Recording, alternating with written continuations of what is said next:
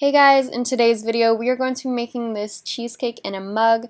This is the easiest cheesecake you will ever make. It only contains 5 ingredients and it only takes 1 minute to cook. I'll admit it's not the prettiest cheesecake to look at, but it's just as delicious as any cheesecake. It's super soft, rich, and creamy, and you can add whatever toppings you like. I just used some raspberry jam that's no sugar added. But feel free to get creative. Anyways, with that said, give this video a like if you enjoy it, guys, and let's just get into the recipe.